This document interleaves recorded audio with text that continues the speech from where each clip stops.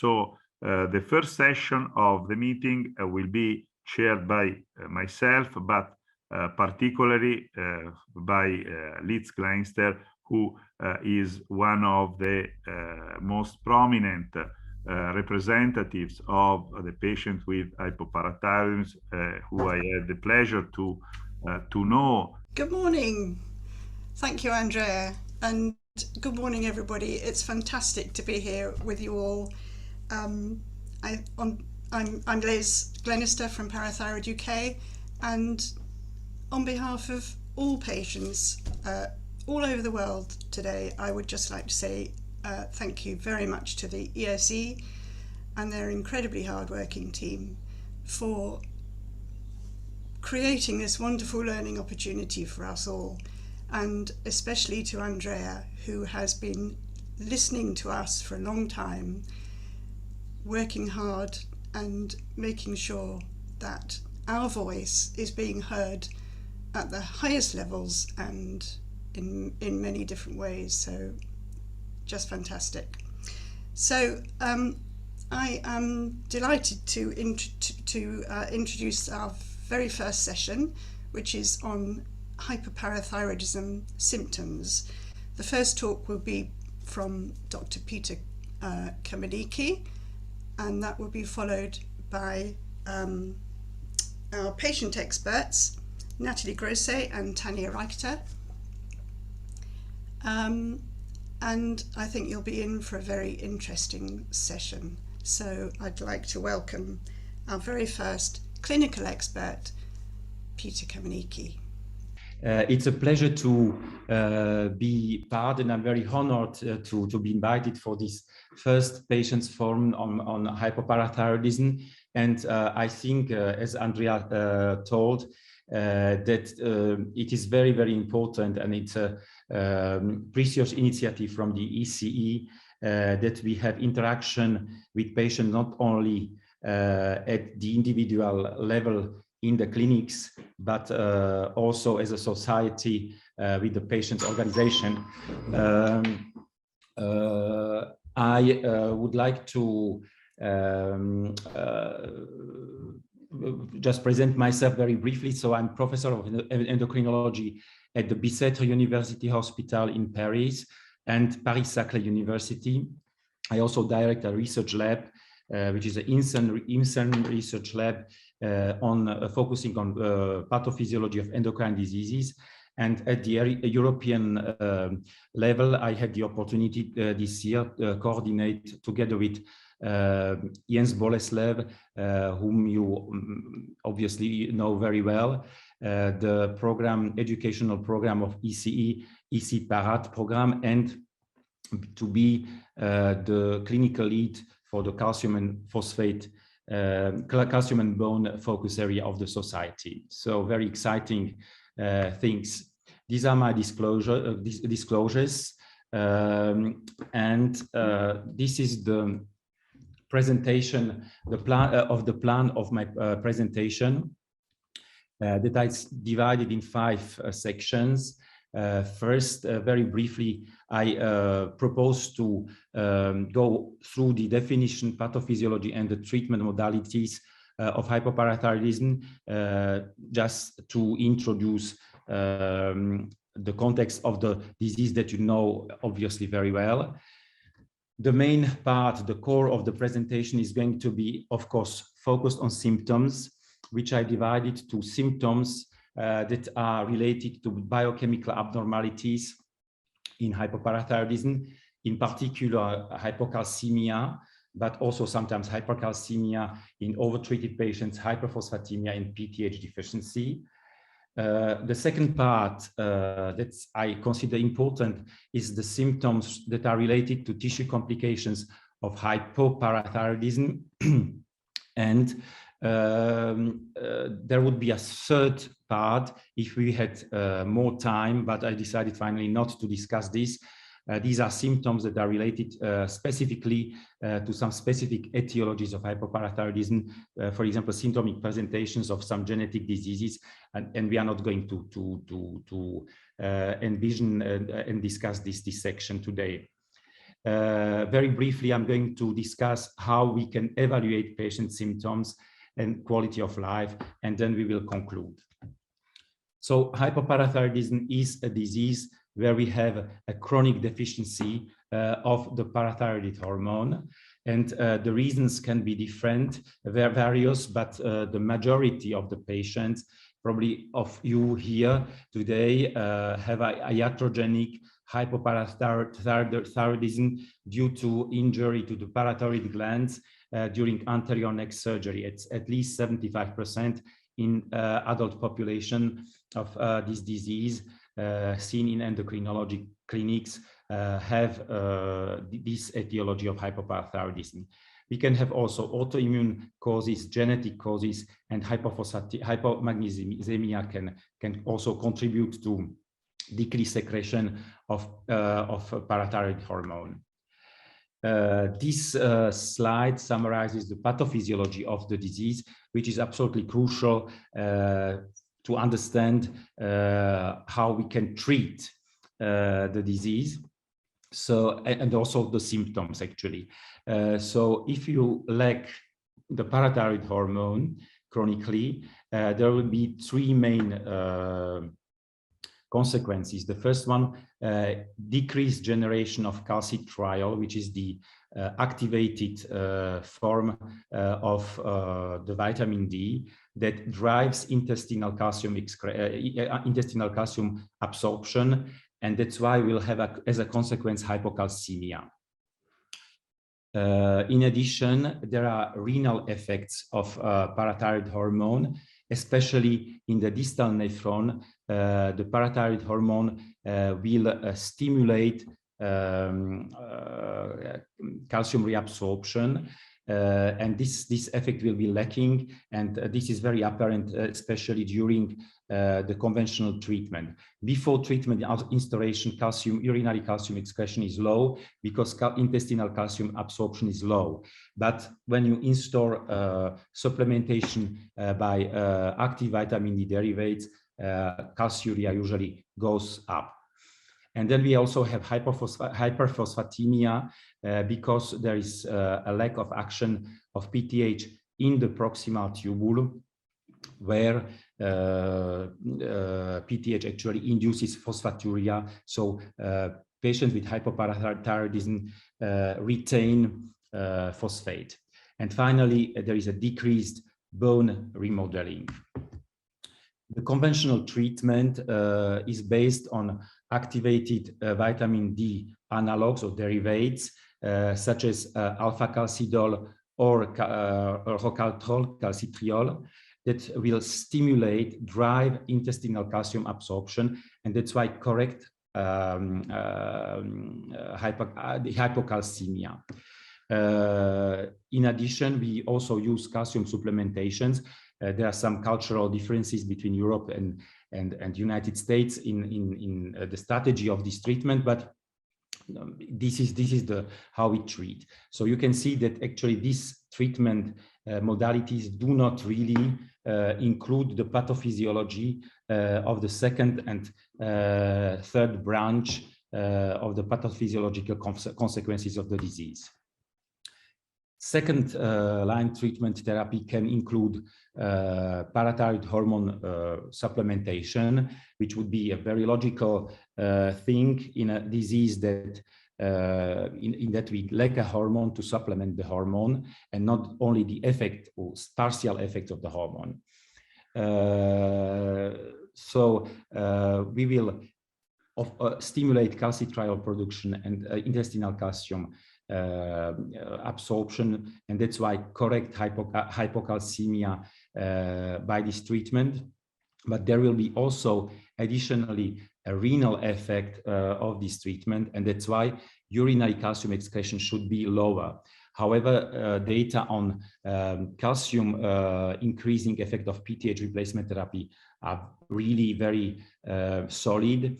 I think that the data on urinary calcium excretion are much more complicated to interpret, and it's not really very clear that this treatment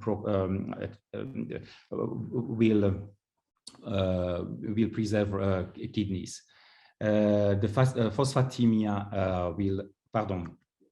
phosphatemia will decrease with PTH supplementation, and we will also stimulate bone remodeling. So after this introduction, symptoms related to hypocalcemia and eventually to other biochemical abnormalities, for example, in patients overtreated, you can have episodes of hypercalcemia. Hyperphosphatemia has a clinical expression that is not so important as hypocalcemia. It can contribute to the fatigue of the muscles and the PTH deficiency that can also have some expression. I'd like to start with a clinical case. This 25-year-old lady had an autoimmune polyendocrineopathy that is called APESET syndrome with this presentation, very classical, and was treated by conventional treatment.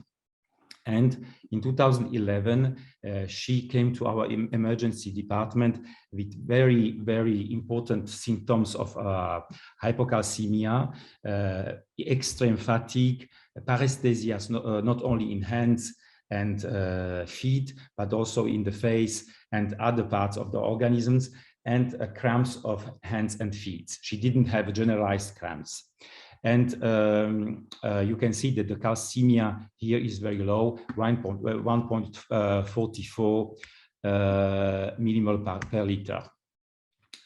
On the EKG of this patient, you can observe what attracts actually our attention in this condition, in this metabolic condition, a prolonged, so-called prolonged or prolongation of the QTC interval, which is the interval between this part of the electrocardiogram and the wave T. And it is important because when there is a prolongation of this QTC interval, these patients are prone to ventricular tachycardias, which are very dangerous troubles of the cardiac rhythm that can actually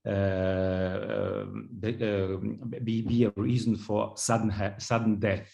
So actually, this is something that we don't want to have, and we need to struggle against episodes of serious hypocalcemia with these kinds of changes on EKG. So she was provided intravenously with bicalcium gluconate, and in August 2011, we started PTH replacement therapy. So I will come back to this patient a little bit later, but let's try to summarize the symptoms and signs of hypocalcemia, which are the hallmark of the clinical presentation of hypoparathyroidism. So these symptoms are actually dependent on the level of the drop of calcium, of course, but also on the rapidity of hypocalcemia development. You can see this here. For example, if you have an acute hypocalcemia in several days, which is the case after a neck surgery, this clinical picture will be very noisy. So there will be a lot of symptoms because the organism is not adapted to low calcium levels. That there is a very rapid change, and that's why also the clinical expression will be important. However, if you have chronic hypocalcemia that developed over years and decades sometimes, this can be very well tolerated even when we have a low, similarly low calcium levels. And that's why you have some genetic forms of hypoparathyroidism that can be asymptomatic for a very long time. I have a patient with a mutation of calcium sensor, so with ADH, autosomic dominant hypocalcemia, that has been diagnosed at the age of 75 years. So 75 years old of patient with a genetic disease. And this disease was present from her birth. So this is probably the most important slide, summarizing the signs and symptoms of hypocalcemia. The first group are neuromuscular symptoms, ranging from paresthesias, so the tingling of hands, feet, face, sometimes other parts of organism. Sometimes you have then also fasciculations, which are contractions of the parts of the muscles, which are spontaneous, and then development of muscular spasms, cramps, that can be painful, to really a life-threatening situation of the generalized tetany with laryngospasm and breathing difficulties. So this is a very important part of the clinical expression. I would only like to stress that changes in acido-basic balance will influence these symptoms of hypocalcemia. And if you have alkalosis, so you have a lower, lower pH, higher pH, this will favor appearance of tetania symptoms. What is the clinical situation in which actually the alkalosis occur? It is the hyperventilation. So if you do sports, for example, or you have an emotional stress with increased ventilation, this can worsen the symptoms, the neuromuscular symptoms of the disease. I had a very interesting discussion with a patient, a female patient last week. She told me that she was generally quite well, but she was very annoyed by one symptom, which were because she experienced cramps always during her sexual intercourse, and you can imagine that during this sexual intercourse there was also hyperventilation, which actually led systematically to cramps. Second group of the symptoms, neurologic and neurocognitive symptoms. The symptom that has been called brain fog, which describes a complexity of a decreased capacity of focalization, of concentration, and decreased cognitive performance in general. I think that our colleagues from the Patients Forum will present these symptoms in more detail, so I'm not going to go even more in depth. But from the neurological perspective, we should not forget the seizures. And the psychiatric symptoms, especially depression, and all these clinical picture will therefore decrease the quality of life. So I tried to explain why actually we have this increased neuromuscular excitability in the simplest way possible. So Alfred Szent-Györgyi was a Hungarian physiologist who gained a Nobel Prize for actually this formula that permitted to describe and explain changes of the excitability of neurons and other cells, also muscle cells. And you can see that there is calcium and also magnesium in this formula. And it's actually obvious from the formula that if you have hypocalcemia and hypomagnesemia, you will increase the neuromuscular excitability. This is actually because calcium facilitates sodium transport as the normal inhibitory calcium inhibition by calcium of the sodium movements through voltage-gated sodium channels is lost. If we simplify, the lack of calcium will increase transport of sodium, and that's why there will be more important neuromuscular excitability, and therefore the peripheral nerves fibers will become so excitable that actually they will discharge spontaneously, and there will be these skeletal muscle contractions. I will just demonstrate this on one clinical sign that is part of the typical examination that medical students will learn in case of hypocalcemia. Maybe you also experience this examination, which is the Trousseau sign, where you use a sphingomanometer, so the appareil to measure blood pressure, and you will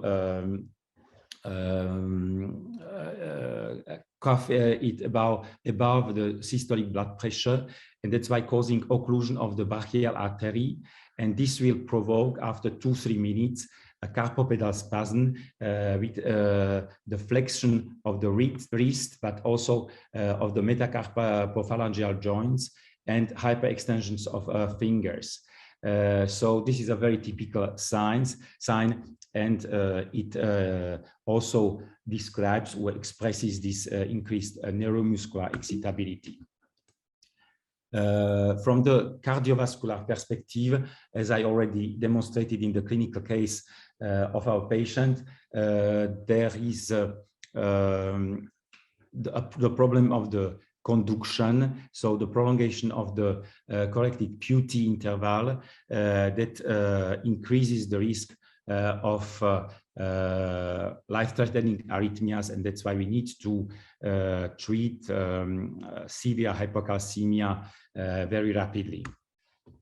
And if the calcium levels drop even below to some levels like 1.25, but this is of course it depends also on individual susceptibility. Then there can be a heart failure because the contractility of the myocard necessitates calcium to create bridges between actin and myosin, which are two proteins of the myocard.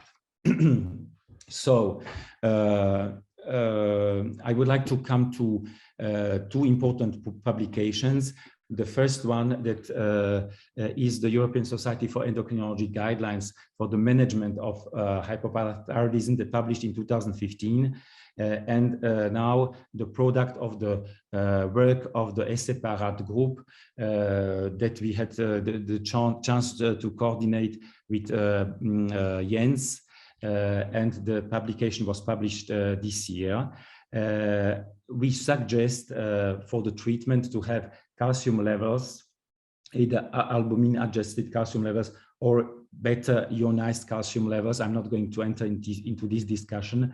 In the lower part or slightly below of the lower limit of the reference range, with patients that should be, if possible, free of symptoms of and signs of hypocalcemia.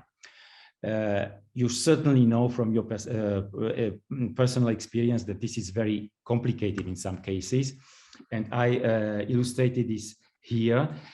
So here you have a patient with several assessments of calcium concentration, and the question is, what is actually the optimal calcium level? This is the reference range for normal people, healthy subjects.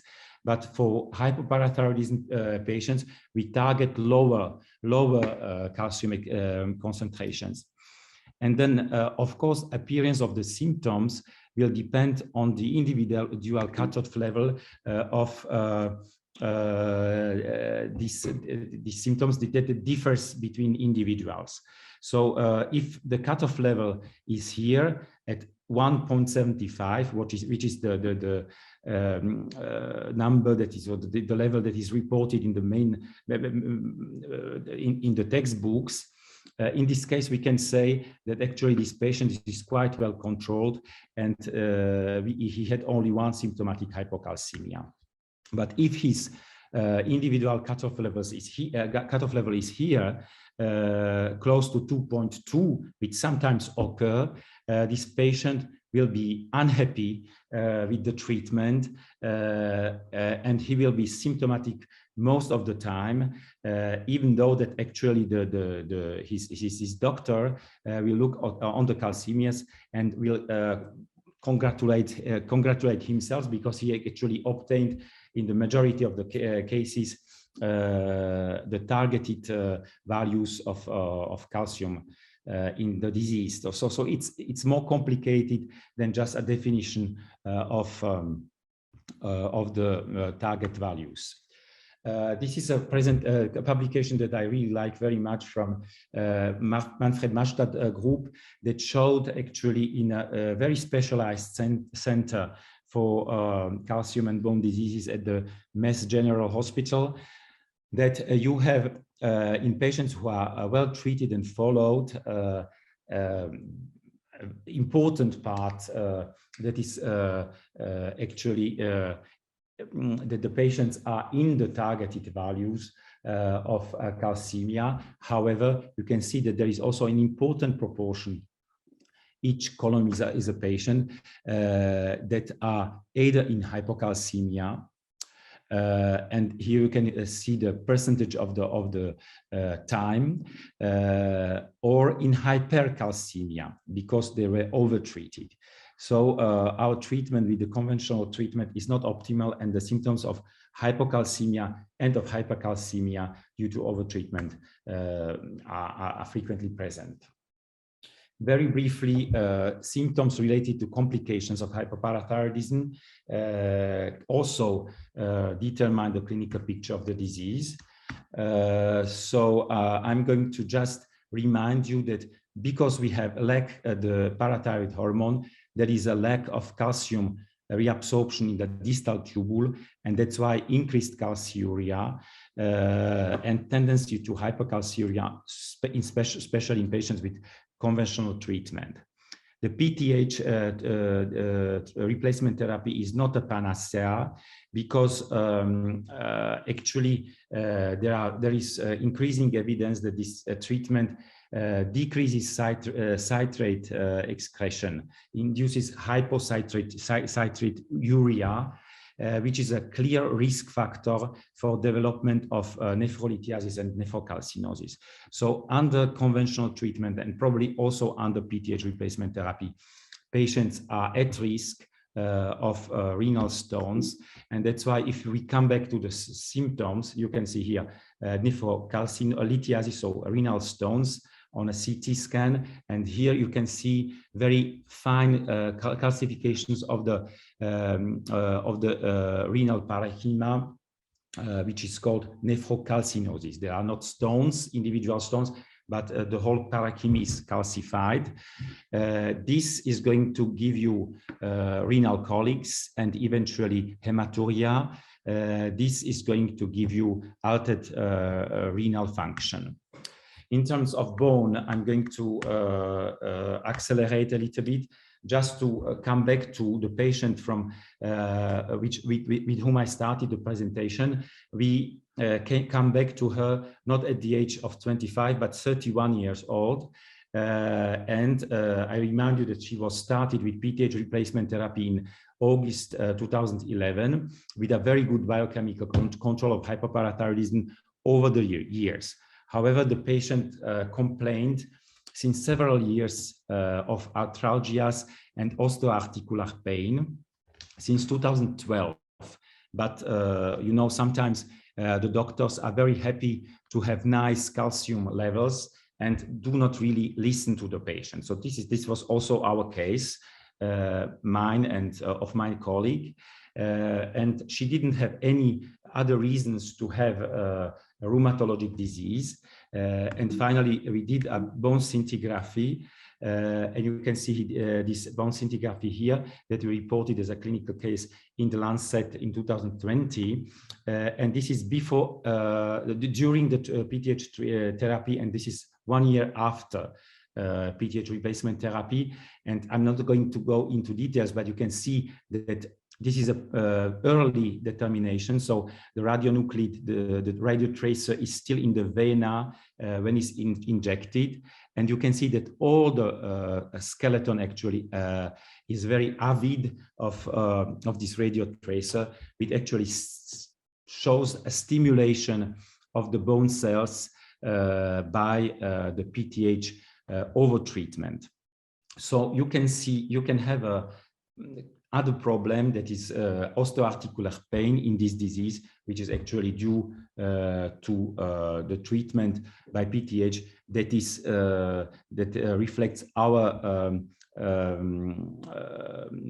possibilities today. This will change further. I'm going to skip all these just to tell you that Rebecca Fischler, who is an intern from Belgium, who came to our department, assists all our patients with hypoparathyroidism treated by PTH, who had a bone scan, and unfortunately, if you can see here, there is no correlation with osteoarticular pain. So osteoarticular pain cannot predict you who is overtreated and who is not overtreated. But we have another easy possibility, because you are not going to do the scintigraphy, and this is the assessment of the bone remodeling markers, and especially of osteocalcin. If you can see here in our 17 patients with scintigraphy who had treatment by PTH over 2 years, because this treatment is authorized in osteoporosis for 2 years, and then in these patients you stop. But in patients with hypoparathyroidism, the lack of hormone persists, and so you need to continue the treatment. And you can see that there is a very important possibility of a cutoff which is near to 90 nanograms per milliliter, that classifies very well patients who have a pathological scan and who have a normal scan. So this is always the fear that we are not going to report enough things. So I edit slides which I should not. So in conclusion, the symptoms of hypoparathyroidism are mainly related to hypocalcemia, to the severity of hypocalcemia, but also to the rapidity of development of hypocalcemia. Acute hypocalcemia is not well tolerated. Prolonged hypocalcemia over years is very well tolerated. Severe hypocalcemia can lead to full body tetany with laryngospasm and prolongation of the corrective QT interval, with the risk of ventricular tachycardia and sudden death. So this should be absolutely avoided. Tissue complications of hypoparathyroidism can also contribute to the symptomatology, such as renal colics, hematuria, osteoarticular pain, or seizures. And we didn't have time to discuss this, but maybe Heide is going to say something. The patient-reported outcomes are standardized, validated questionnaires that are completed by patients and provide precious information on the patient's perception of the symptoms, on the functional status according to the patient's and their well-being, and it's an important tool in the management of this disease. And I thank you very much for your attention. Thank you very much, Peter. That was really, really interesting, and I'm sure there'll be lots of questions from that. I'd like to welcome Natalie and Tanya now, please. Hi. Hello, I'm Natalie. I am the co-founder and currently at the head of Hypopara France organization that was founded in 2015. I have had hypoparathyroidism since 2008 following surgery for thyroid cancer. After the surgery, I spent 4 weeks in hospital as the standard treatments were not working on me. And as you can imagine, when I did leave hospital, I was quite symptomatic. And if we can go to the next slide, please, Tanya.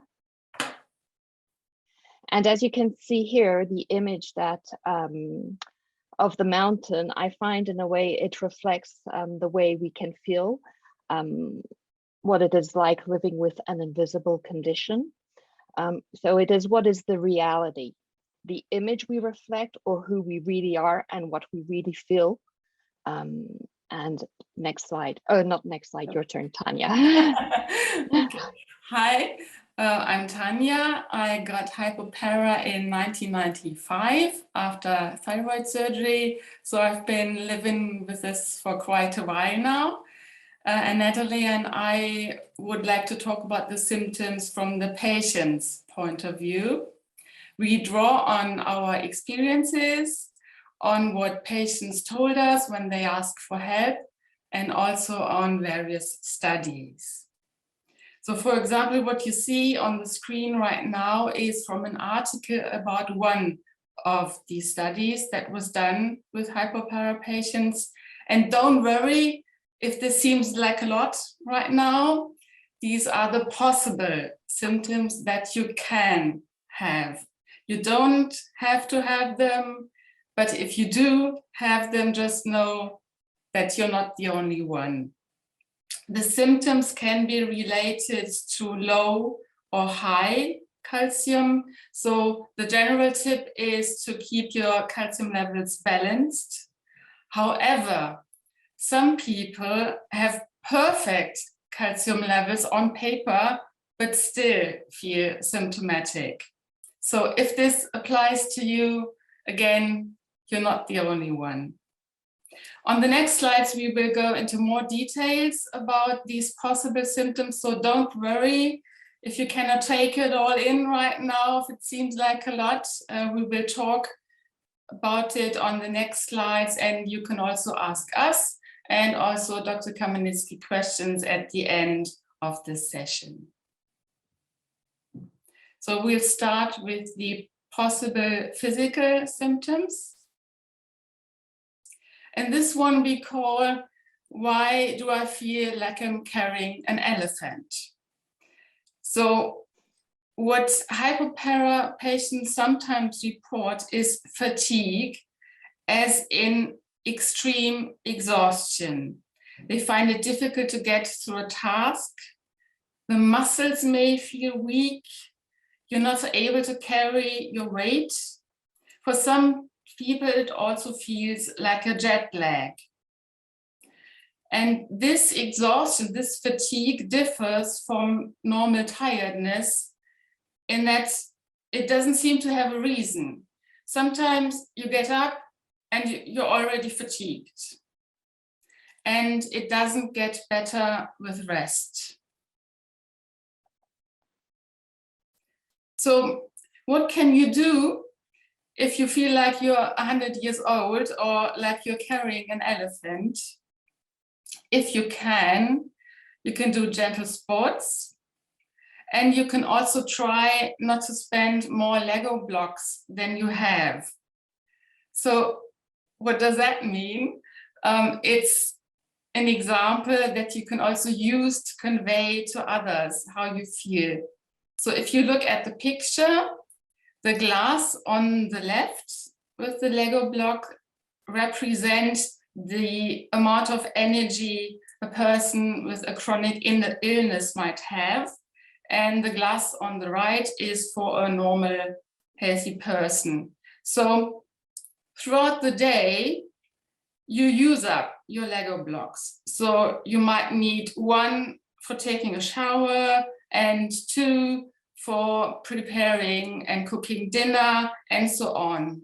So if you can, try to economize your Lego blocks, try to plan ahead and try to kind of see that you don't spend more Lego blocks than you have, more energy than you have.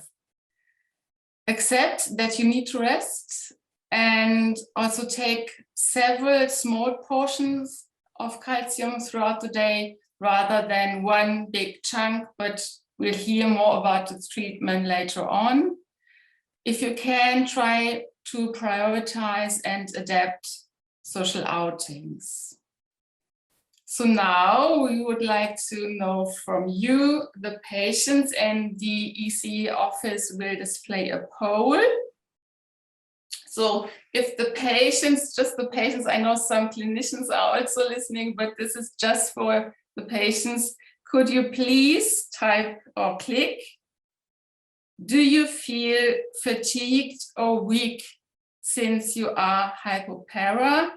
And the first option is yes, and the second option is no. So do you feel fatigued or weak since you are hypopara? First option yes, second option no. And I'll give you a few seconds to vote.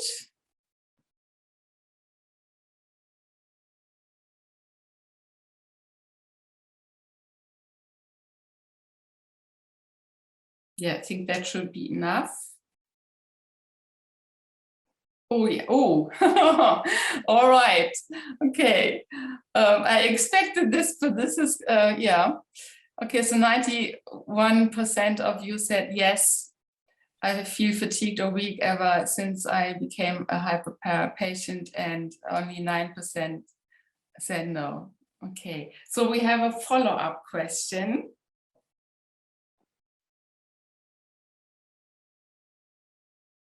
Okay. So if you clicked yes on the first one, what best describes your fatigue? And several can apply, so you can also click several. Is it more like a jet lag? Then click the first option. Is it more like a heavy load to carry? That's the second option. Or is it more like you're not sure how to get through daily tasks? And that's the third option. So again, I repeat, what best describes your fatigue? Is it more like a jet lag? The first one. Is it more like a heavy load to carry? The second one. Or not sure how to get through daily tasks? Third one, and you can click several if you like.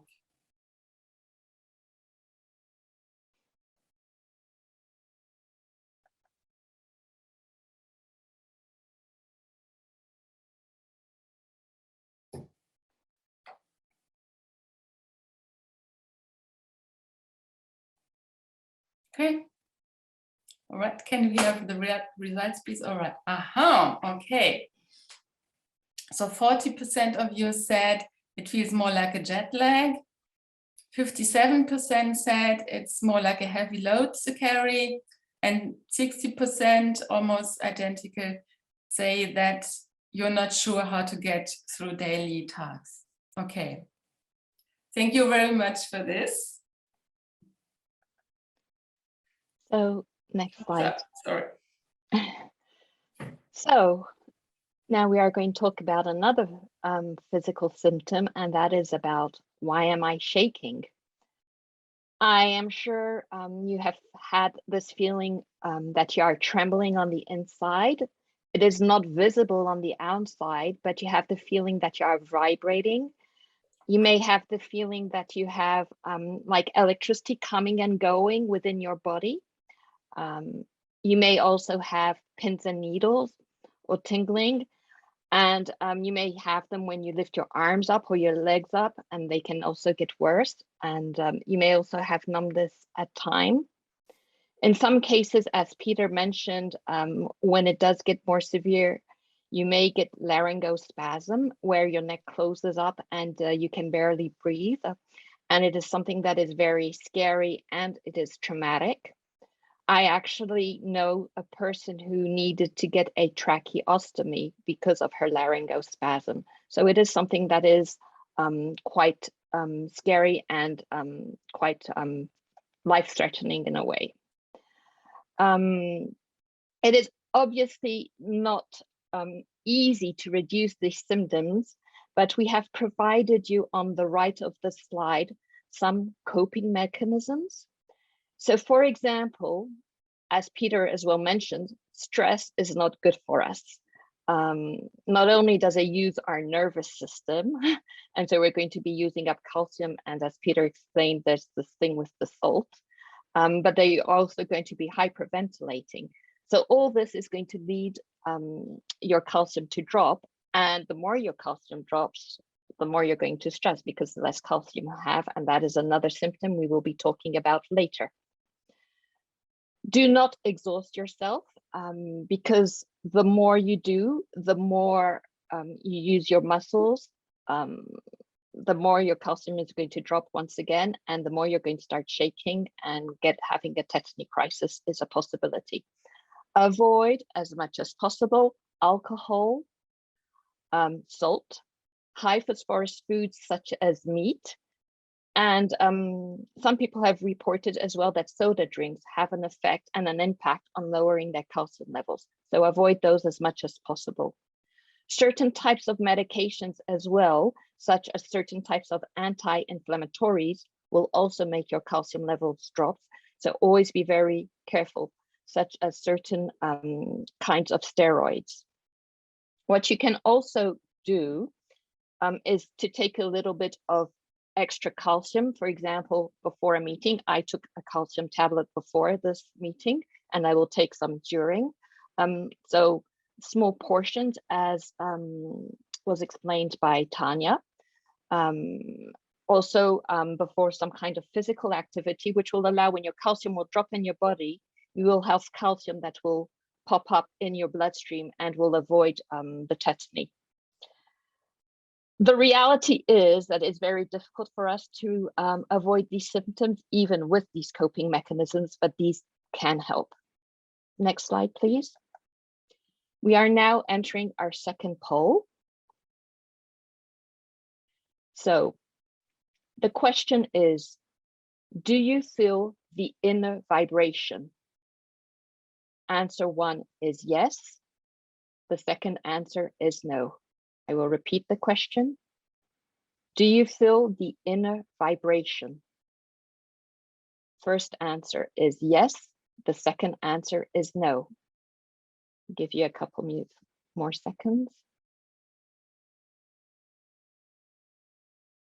Yeah, I think we could have the results, please.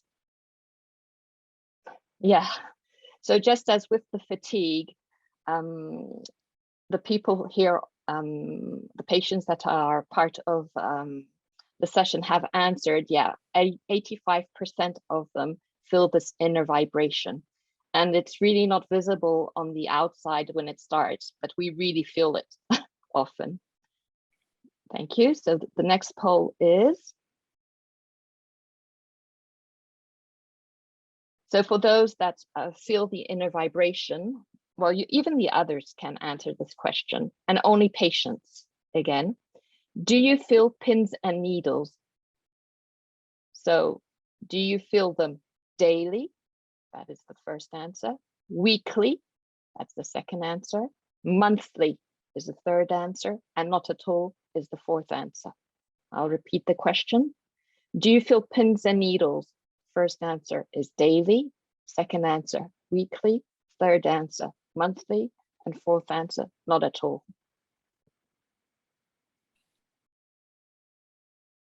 Could we have the results, please?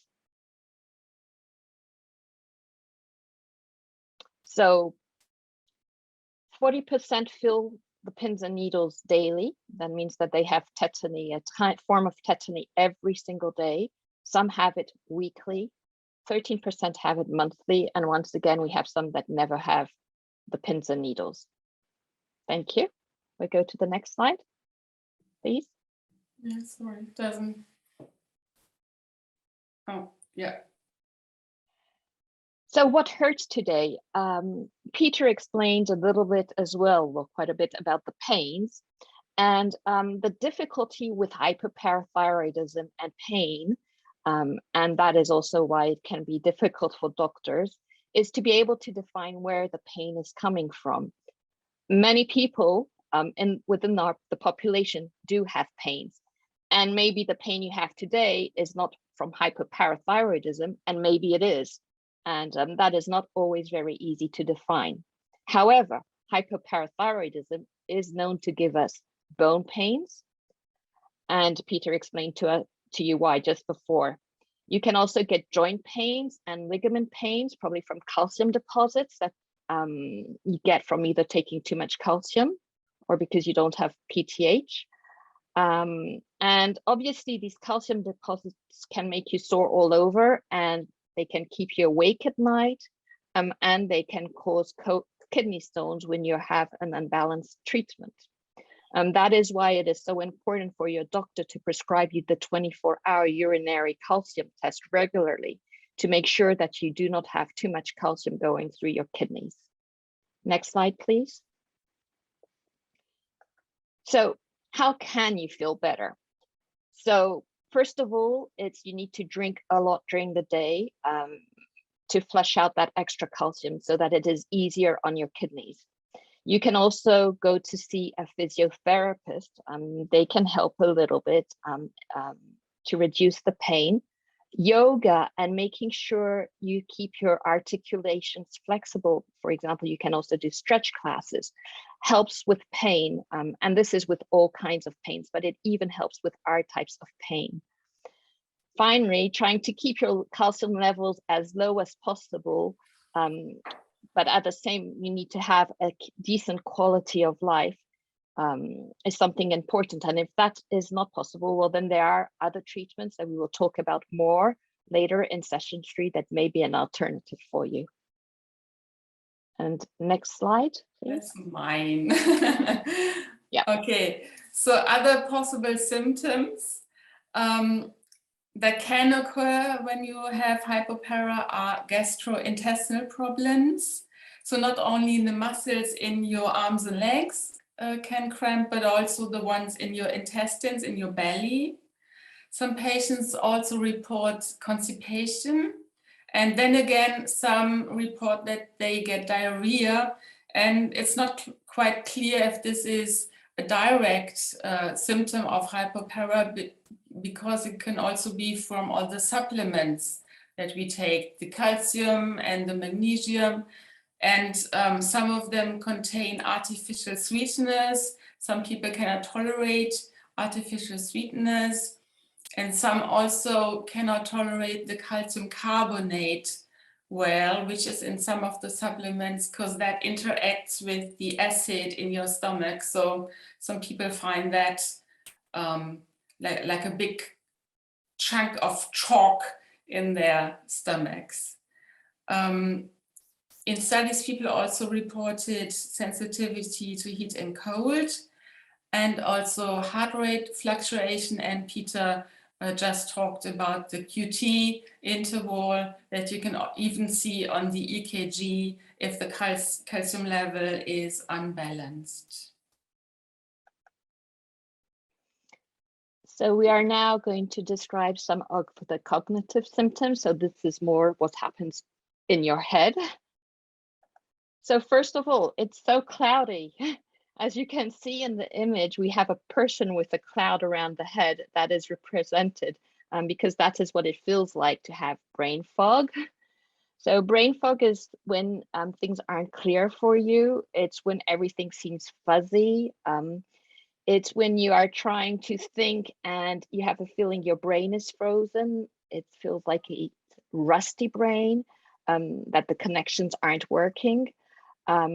You may have difficulties to concentrate, and these will get worse when you are tired, just like with everybody. But as we start being quite tired, when we are really tired, it gets a lot worse. It's when you need to concentrate on a task, it's also going to get worse. When, for example, you're in a meeting such as this one, for us, it's going to be quite difficult as well. And we are going to start having brain fog as well during this meeting, as well as social interactions also make it worse. And also one last thing, it's, for example, in big stores, you can feel it as well. Next slide, please. So where did I tidy? Where did I tidy my keys? Where did I put that paper? What did you tell me? Yep, we have poor memory, such as we forget things. People will talk to us, will explain to us things, will talk to us about something important, and we will forget. It is not a fun situation, as the people we are talking to may think that we are not interested in them. But in the actual fact is that we can't remember because we have a condition that does affect our memory. And I prefer telling people, I'm sorry, I'm not doing it on purpose. I just have a memory issue, so that as though they don't get upset. You may have difficulties to concentrate, and therefore it may be difficult to find some words. And you may have to ask people to repeat several times the same thing because you have forgotten basically that they already told you.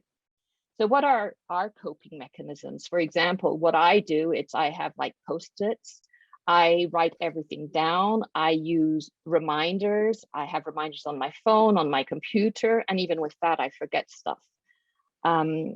I try to avoid getting too tired because the memory gets worse with tiredness. And there's not much we can do about it. Maybe try and do some memory games to try and keep that brain and the memory working a little bit better. But apart from that, there's nothing much else that I have found that we can do. So let's start our last poll, I believe. Do you find that your memory is worse since you are hypopara?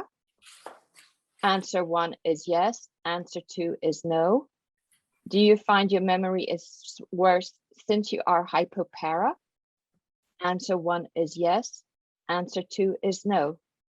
And only patients answer, please. Can we have the answers? So 81% of the patients here find that their memory is worse since they have become hypopara. So that is interesting as well. So our last category is emotional symptoms. And we call this one, why do I feel overwhelmed? So some patients experience anxiety as a symptom of their hypopara, and it's important to know that it often gets worse when your calcium is low. So keep your level stable if you can. You sometimes can find it difficult to cope with stress. And it's important also to know that this type of anxiety that you might feel is different from phobia, and that it doesn't seem to have a reason. It's just there, you're just anxious. Some patients also report hypersensitivity and irritability. You can be sensitive to noise and to temperature, and you just can generally feel edgy and antsy. Some people report feeling depressed and sad. This can be from the hypopara itself, but it can also be a result of the lack of energy and the pain that you have. So it's a bit of a chicken and egg thing. What's the cause of what? Because when you have low energy, you limit your social interactions, your circle of friends is reduced, and you may get into a bit of a vicious cycle there. So we don't have a poll here, but I'm very sure if I were to ask you now, do you wish who you were before hypopara? I'm quite certain that you would answer yes, I would. It's also sometimes difficult to convey to others how we feel because it's such an invisible disease. And what I often get is, you don't look sick. People may mean well when they say that, but it makes it harder for me to convey what hypopara feels like to me, and maybe you've experienced that as well. So there can be other symptoms like PTSD, and I had that. So I know we are running out of time, but maybe I can tell a very short story. When I was in the hospital, no one really told me what to watch out for in terms of symptoms. And this was in '95, so you couldn't just Google stuff. And I started having cramps. And it was so bad that I couldn't press the button for the nurse. And then I went into a full-blown seizure. And luckily I wasn't alone in the room, so someone else pressed the button for me. I blacked out. So after a certain point, I don't remember anything. And I came to when they injected me with calcium. And this experience stayed with me for several years, this loss of control, this helplessness, and this fear that I felt. So what I did then was what we also list under coping mechanisms. I did therapy. I found a very good therapist, so I don't have that anymore now. But if this sounds like you, if you feel like you might have PTSD, please consider seeing a therapist. It really helped me. And Tanya, yeah, I was lucky because I just had time to push that button before the full-blown seizure, and it is something that is very traumatic. I didn't get quite as traumatized as you, but it is really something that is extremely scary because you think you're going to die. The last two, and we're going to go over them quickly, is agoraphobia. And this is basically that you may feel that when you are going into a large store, for example, or when you are in large crowds, and it is important that we do mention it, you may quickly feel weak and tired. And the only thing you can think about is that you need to get out of the store, or you need to get fresh air or sit down. You may feel oppressed. So in that case, it's preferable to go to smaller stores. Mood swings have to do with our calcium variations, and it can be difficult for the people that do live with you. The thing is, we can't do much about it because we are lacking a hormone and we do have these fluctuations within our body. There are, however, some coping mechanisms. Tanya mentioned therapy, for example.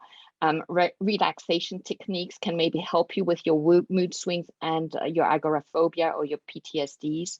Talk to other patients. Join self-help groups, hypopara groups, where you can learn to understand your disease and explain it to the others.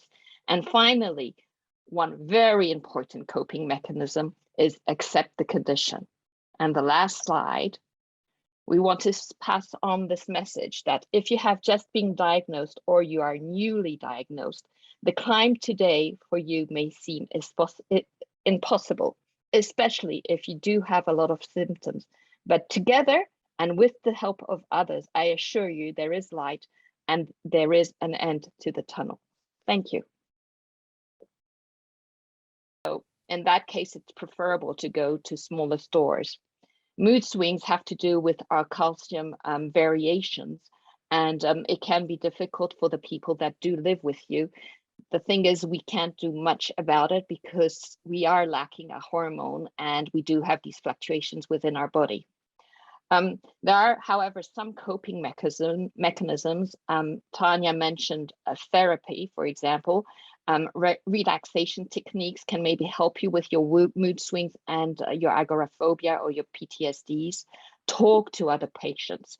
Join self-help groups, hypopara groups, where you can learn to understand your disease and explain it to the others.